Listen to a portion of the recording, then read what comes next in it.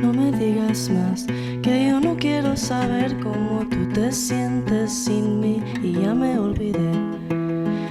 Hello, and welcome to Sunset Sessions, where we turn the Sundial newsroom into a sound booth. In this session, we're diving into the brilliant mind of Sofia Guerra, also known on stage as Sofistolethemoon. So welcome, Sofia, here to Sunset Sessions. We're going to waste no time and get right into it. So, Sophie stole the moon. Did you actually steal the moon? So, unfortunately, I think that I'm going to be needing a little bit more help. I can't do it alone. So we're not there yet? No, we're not there yet. We're not there yet. It's more of like a concept of a plan as of right now. Not even a plan. Okay, so maybe one day. Yeah, maybe some of the intricacies are missing, but we'll get there. Okay, all right. I think we need some teamwork. Okay. Teamwork. All right. Well, then moving on to an actual question, just a little icebreaker. So you started off writing poetry as a way to kind of deal with some like heavy emotions maybe growing up. During quarantine. How did that poetry then transition into songwriting? So I went to a summer camp, and it was like LACM. I don't know if anybody knows it, but it's in Pasadena. It's like a college for songwriters, and I went there because my dad works there, and I was like, oh, he told me about like a songwriting camp, and I was like, I should try it out. Like, it sounds cool. And so I went, and it was very difficult, very challenging. I didn't, like, it wasn't challenging like in general, but like at the time, it wasn't something that I knew how to do, and I didn't know how to play the guitar at all, so I was just kind of like there with my poetry in my notes app and like a dream at that point, because I didn't really know what to do, and I didn't even know how to write in the song format. It was just all poems. And so I got home after that, and I was like, okay, I'm just gonna learn how to play the guitar. And I like messed around with some chords. I started with finger picking. Oh, really? Yeah, so that was what but I kind of just started looking at what other people were doing in regards to format.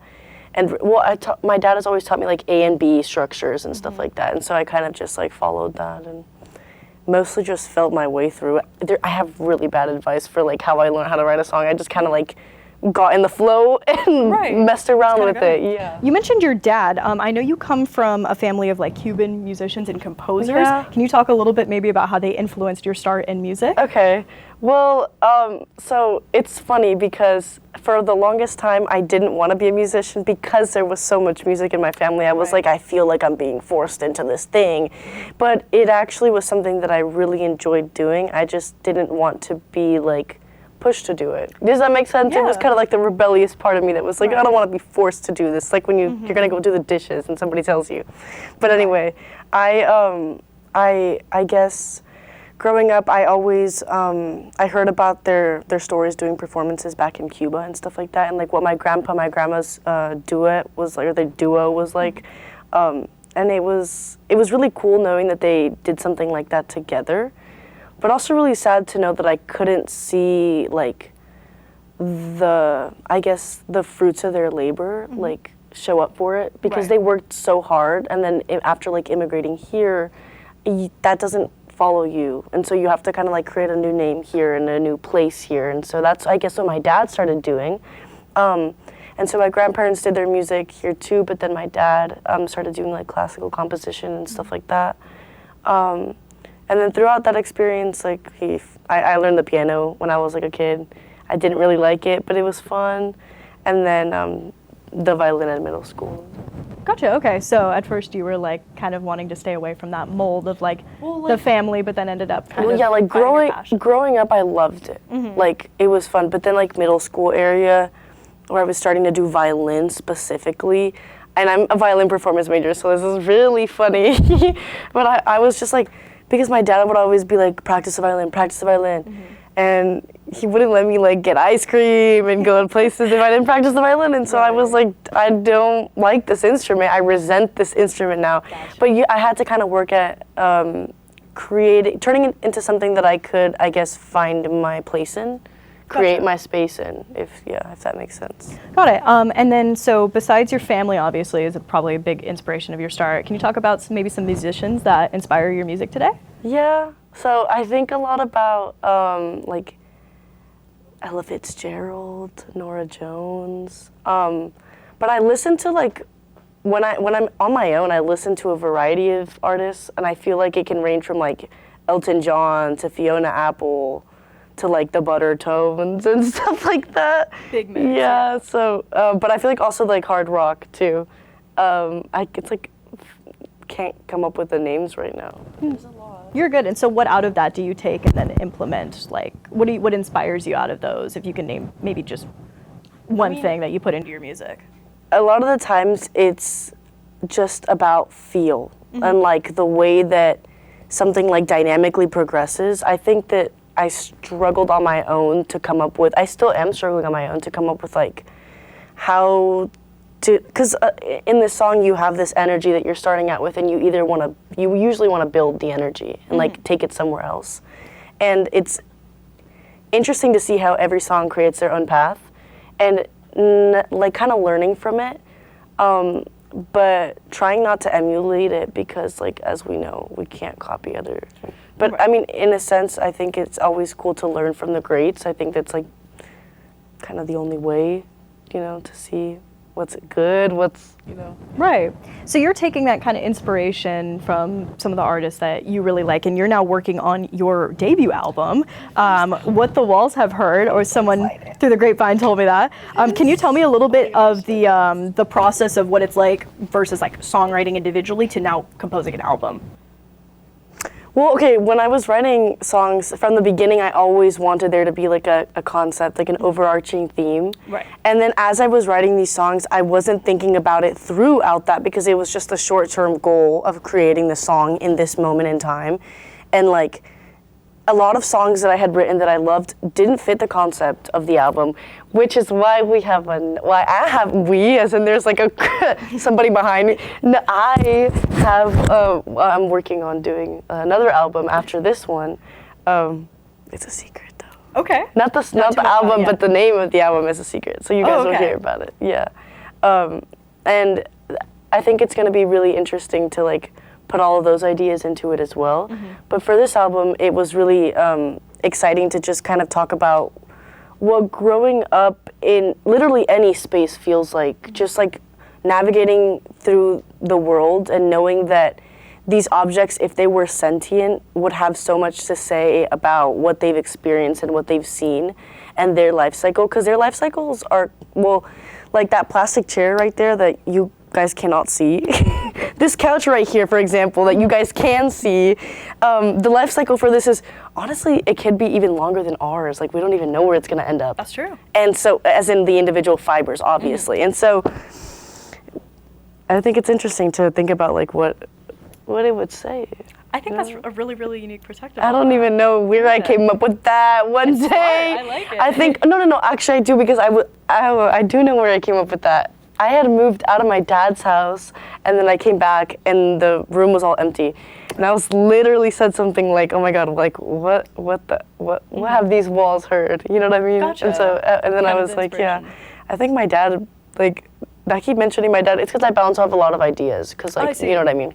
But I asked my family, and I was like, "Does this sound cool?" And they were like, "That sounds like a movie." And I was like, I should make a movie out of that. Maybe one day. Okay, so we'll wrap it up a little bit here with the last question. So as you get up and go on stage, it can be really nerve-wracking.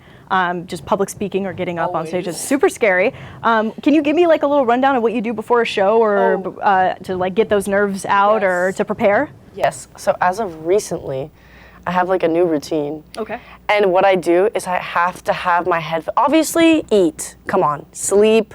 You have to prepare your material. Like, if you don't prepare your material, you're gonna be fumbling around. And it's just like, I tried it, and it's just improv, it's not gonna, I mean, you can improv, but it's not gonna go perfectly. It's never gonna go how you want it to. I mean, practice always helps with achieving at least somewhat closer to the goal.